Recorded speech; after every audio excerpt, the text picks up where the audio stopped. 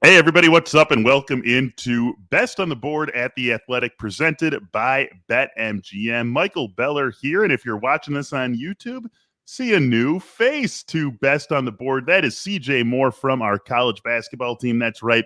It is time to get college basketball involved on Best on the Board. That's exactly what we're going to do on this episode before getting into the kickoff of Week 14 with the Vikings and Steelers later on Thursday night. CJ, what's going on, man? Good to see you. I'm sure everybody's tuning in for the college basketball coverage, not the NFL, right? I mean, isn't that just how the world works, CJ, right? Isn't that everyone's sport power rankings is men's college basketball right at the top of the list, and then everything else falls beneath it? I mean, it's how my world works, but I mean, unlike everybody else, it's probably, with Wisconsin being good, it's probably how you're going right now too, right? Ooh, CJ, we have so much Johnny Davis to talk about over these next couple of months. You know that I am going to be beating down your door to talk about that. But the Badgers had a nice win yesterday against Indiana, so we're going to leave that in the rearview mirror and look ahead to the biggest games on the Thursday night college basketball slate. So we got 3 games for you that we want to talk about here. And CJ, just since you're new to Best on the Board, we're just talking through the games, talking through what you think, what you're expecting. If you like a play, as the one where you actually want to gamble a little bit on it, that's great. If you don't, you can obviously take a pass. We're just talking through these games from every possible angle. 3 nice games that we're looking at on the Thursday night slate. So let's jump right in. The first one, CJ, Texas and Seton Hall. Texas 1.5-point favorites at Seton Hall. 24 hours ago when I was first putting the show together, this was Texas minus 2.5. So it's come down a point over at BetMGM. Big game, cross-conference game. What are you looking at with these two teams getting together tonight, CJ? Yeah, it's tough because I don't know if we have a great feel for either team. Like Texas has played a cream puff schedule. They've played one real game. That was at Gonzaga. Looked awful. Like defense was really bad. Just it was a non-game from the start. So it's and they've got a ton of transfers in, and the expectations were really high. So it's hard to get a great read on Texas. I thought they were a little overrated coming into the year. And then Seton Hall, I think, has probably surpassed expectations so far. But the big win for them, for the Pirates, has been Michigan. And it turns out Michigan isn't quite as good as we all thought. So I think because it's with Texas playing the schedule that's played and me not having a great feel for what the Longhorns are yet, like this is probably a stay away for me. Mm-hmm. But if you're going to make me make a pick, and you said you aren't, but I will already, because I'm not going to dodge anything. Seton Hall is really good at attacking and finishing around the basket. And Texas lacks a good rim protector. I think when Chris Beard has his best defenses, when that no middle defense is really, really dangerous, is when he has a Tariq Owens type dude patrolling behind all those dudes taking charges. And he doesn't have that this year. Gonzaga kind of exposed that. I think that's a good matchup for Seton Hall as far as when Seton Hall's on offense. So I'm gonna take the underdog at home, and I'll go Pirates.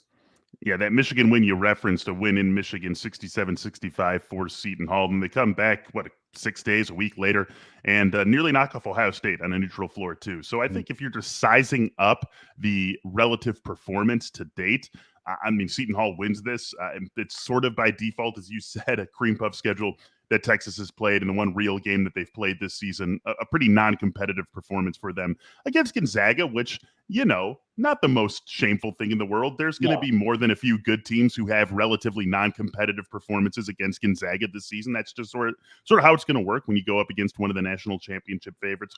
But I think I'm with you on this one. I like what we've seen from Seton Hall in terms of what they can do pace-wise, and I think that they can make Texas uncomfortable with that pace based on what you said, based on the fact that this isn't quite the right personnel for the Chris Beard defense to really reach up to its elite level. And so I think you combine that with what Seton Hall does pace-wise, and we get on the same page here. I think Seton Hall getting the 1.5 at home maybe makes you a little bit concerned. I like to see that it's come down, though, from the 2.5 that it was sitting at just 24 hours ago. So that's it. 1 for 1, CJ, on being on the same page. You and me both like Seton Hall here in this spot.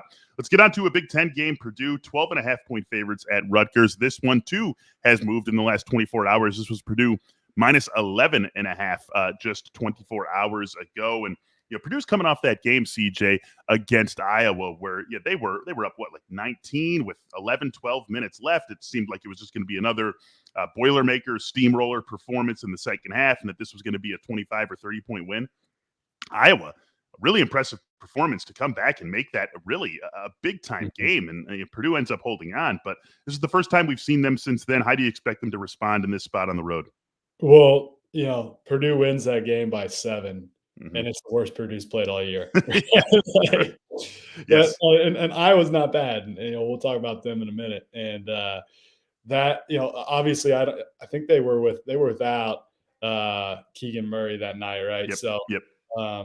That's worth noting. But that was Purdue's worst performance. They've had a week for Matt Painter to probably be like, yeah, we won, guys, but come on, we weren't great. And then Rutgers is coming off just an awful performance against Illinois, where the Illini just steamrolled them.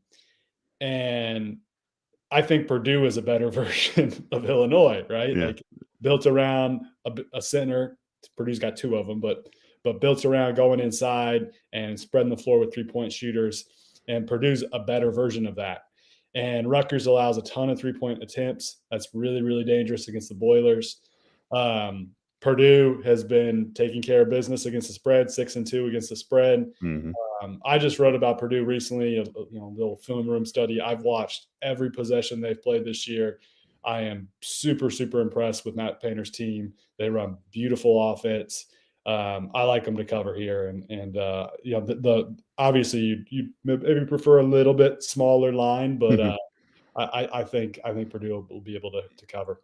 Yeah, I mean, Purdue's going to be living in this range for the entire season. If you're going to be betting Purdue to cover, you're going to have to get pretty comfortable with these sorts of spreads. I mean, just looking up and down their schedule over on KenPom, which obviously does a very good job of projecting scores. Just as an example, this is a 12.5-point spread. KenPom's got Purdue by 12 later today. The next time you're going to see Purdue with less than a double-digit spread is Tuesday, January 11th at Michigan. And that's obviously a game where they're not going to be favored by double digits. And so something crazy would have to happen between now and then.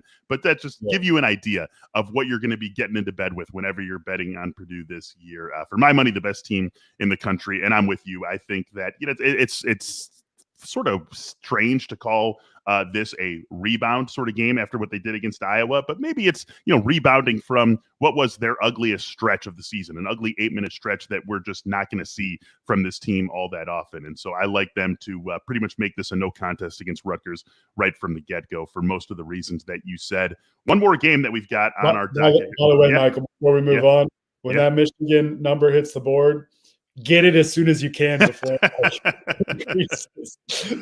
That's one game I'd be all over. Yeah, there you go. Take all that holiday money, take all that New Year's money, and just and get on Purdue when it first posts before things start to grow there. How about Iowa and Iowa State? This is another line that has grown a little bit in Iowa's favor. This was 3.5 24 hours ago. Now sitting at 4.5 for the Hawkeyes. Keegan Murray back for this team, and looking at a little bit of a rivalry game on the road. I'm not sure exactly personally, CJ, what to make quite yet of this Iowa team. And Iowa State going into this one undefeated. They've got to win over Xavier. They've got to win over Memphis. They've got to win over Creighton. Maybe it's not quite those level of programs that we say when we just look at those name brands, but it's certainly been an impressive start to the season, regardless of exactly where those opponents are. Iowa's lost a couple of straight, but no shame in those losses. As we said, the comeback against Purdue to make that a game without Keegan Murray, and then they lose by 4 to Illinois. Yeah, it's at home, but Illinois, a very good team that seems to be finding itself here over the last week, 10 days or so. So looking at this one, Iowa and Iowa State, how do you size it up? Yeah, this is an interesting game. I mean, this would be really fun. I wish I was going to it. Both of these teams, I think, are better than expected. Obviously Iowa State is, but I think even Iowa is. I don't think the KenPoms of the world, which a lot of these lines are based off of, have quite adjusted to how good Iowa State is. And Hilton is going to be rocking, and that is such a tough place to play when that place is sometimes rocking even when Iowa State's not good. But the fact that Iowa State is off to this great start, that's going to be one of the best environments you'll see all year. Now, the good news for Iowa is I think that they just played in a great environment, like we talked about at Purdue, And so maybe they'll be, the Hawkeyes will be a little bit more ready for that. I kind of go back and forth on this. Like, I'm tempted to go Iowa State because of the size of that line and what I know about Hilton Coliseum. Like, I almost feel like it'll be a really close game. I think the good news, here's the thing: like, the Cyclones' greatest strength so far has been turning teams over. Probably inflated a little bit by playing Memphis because, man, those guys throw it all over the place. But like I said, I wish this number was smaller, but I say big game for Keegan Murray, and Iowa wins and just barely covers.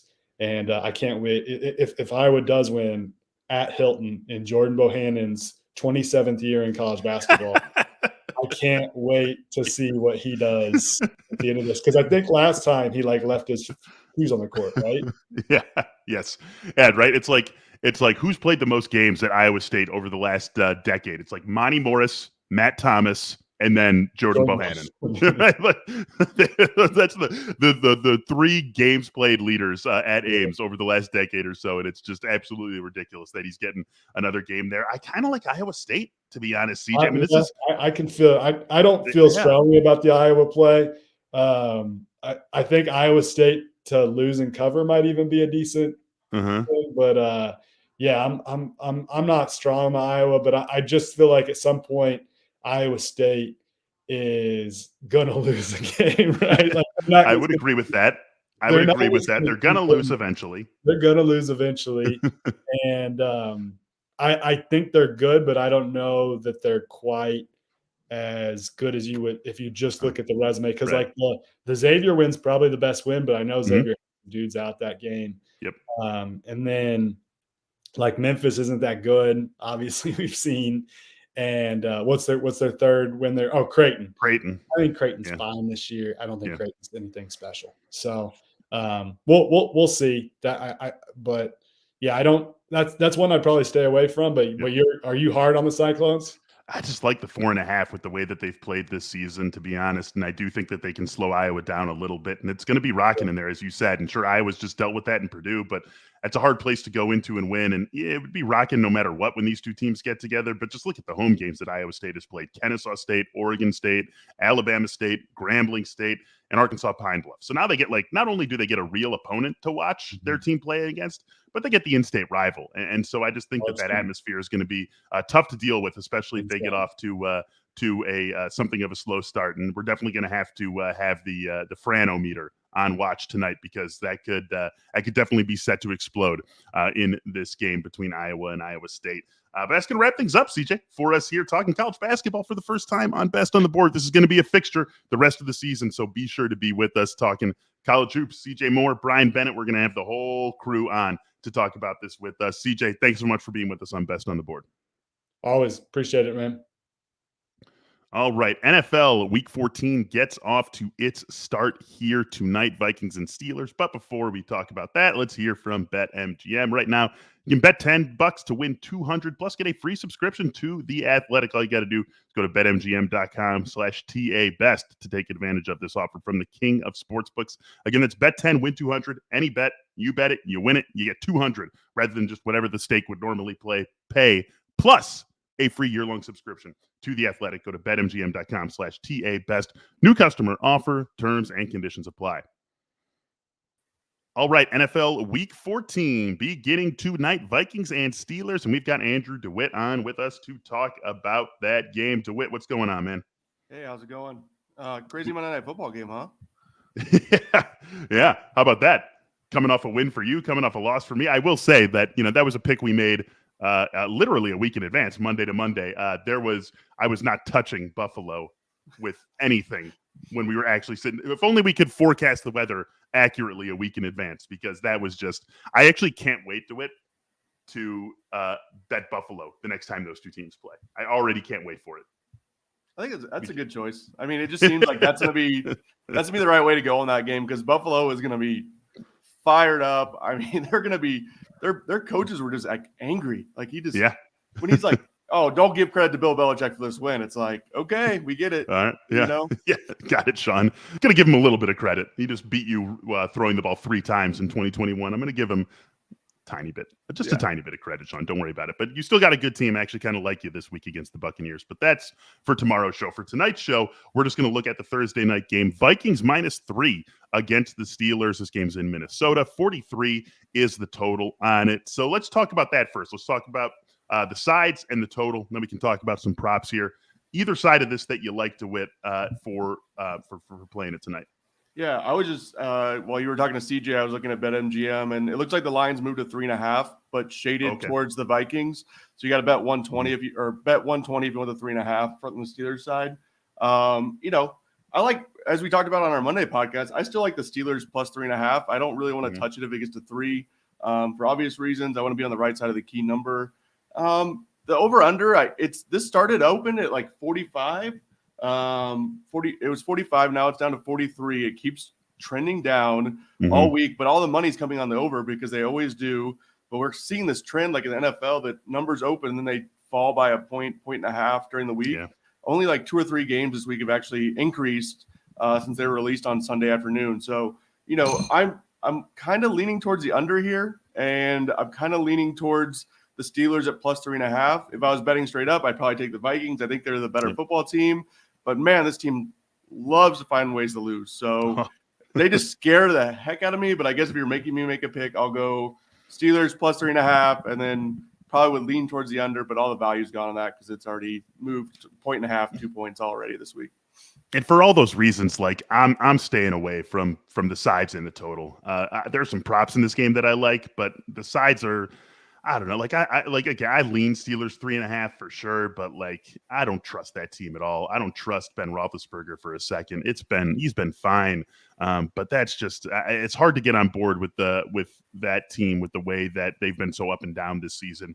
It's very hard to trust the Vikings to cover this sort of line when they've been one of the more Jekyll and Hyde teams this year. I mean, you just go look at their results this season. A win at the Chargers. They beat the Packers. They hung tough with the Cardinals, lost that game by a point, and then they play two-point games against the Lions, with one being a win and one being a loss. And they go to overtime with the Ravens. I mean, this team is just all over the place. It seems that regardless of who their opponent is, they're going to play to that level of competition. And so that scares me when you're talking about covering 3 or 3.5. And so I don't like the sides. I don't like the total either. As you said, the value is now out of the total if you want to go under. And so that's my lean. I just can't do it. I can't really do it. And there still is so much juice on both sides of this game in terms of who they have offensively that the over is in play until it's not in play. You know, like the under is not safe until you are comfortably pacing for it, like halfway through the third quarter, because Justin Jefferson can pop a big one. Chase Claypool, Deontay Johnson, these guys can pop big plays. Maybe Dalvin Cook's back, but it's whether him or Alexander Madison, they can both do it too. Najee Harris can do it too. There's so much offensive firepower, even if the Steelers especially and the Vikings maybe won't play to it without Adam Thielen, that it makes me feel uncomfortable about saying under 43, which really isn't that high of a total. Yeah, when you're kind of talking through those trends right there, that's why one of the props I was kind of looking at when we were talking about this game earlier was, both kickers props are set at 6.5 points. Yes. And I like Greg Joseph, Chris Broswell. This game is indoors, so let's just throw that out there because that's Steelers, kicking outdoors and Steelers. Heinz Field is not a good kicker spot, but no, it's not. Both those kickers are pretty good. They're both experienced. Yep. I think the Vikings finally have a good kicker they can actually depend on. It's indoors, 6.5 points. Kind of seems like it's the right overplay on both of them.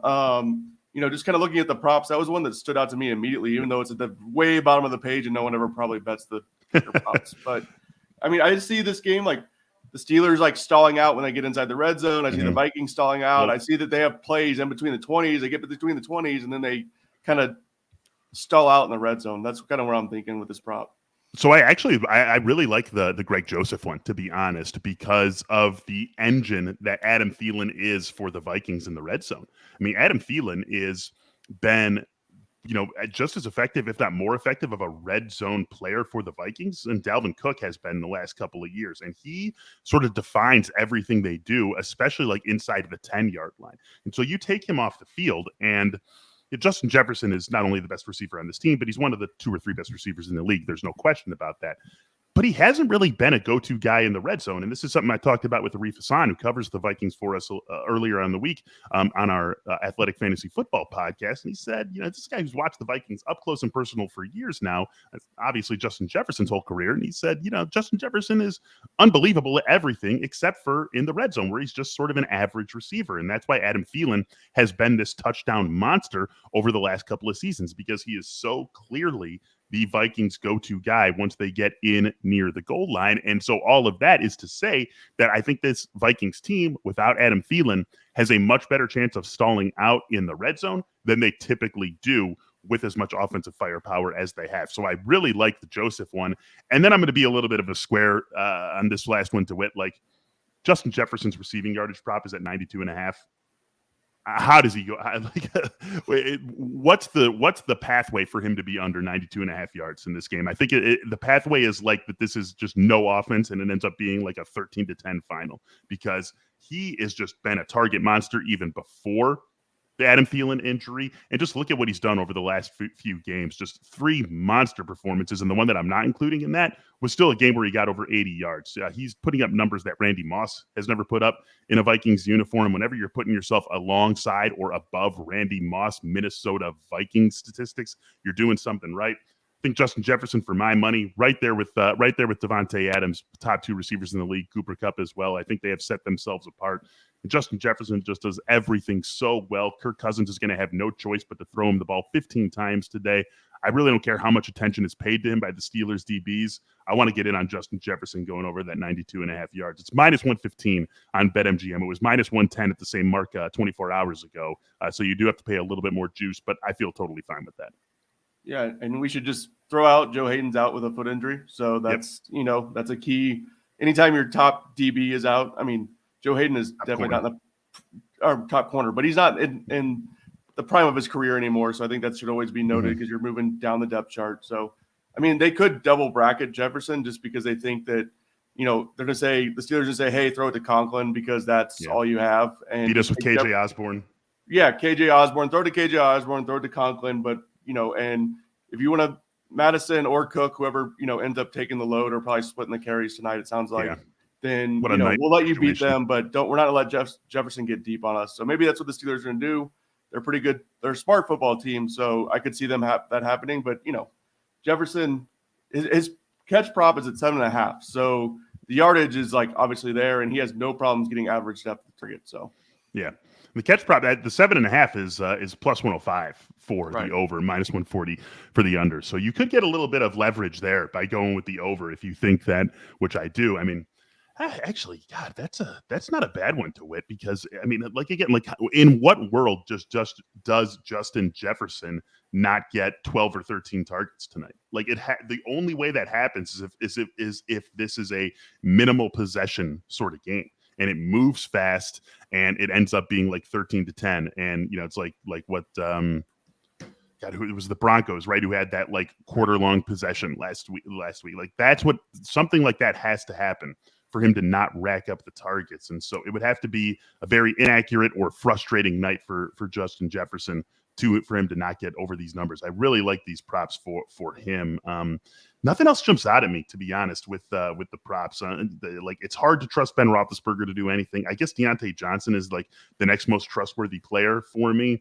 But with what we've seen from Roethlisberger and his shaky play, I have trouble tying myself to yardage numbers for his receivers. The Vikings backs obviously totally off the board. We have no idea how that situation is going to go. If somehow Dalvin Cook is ruled out in this game, then maybe we could talk Alexander Mattison. You and I are doing this at 9:30 in the morning Central Time. We don't know as we're talking about it. Assuming both guys play, which looks like it's going to be the case, you can't touch it because you have no idea how it's going to go. Does Cook get re-injured in game? There is just no way to know how we can treat these Vikings backs going into this one. You got Najee Harris sitting at 71.5 rushing yards for his prop. And I guess, again, I would lean over, but it's not one where I have a strong feeling. There's as much offensive firepower as there is on both sides. The only individual player who has my utmost trust in it is Justin Jefferson.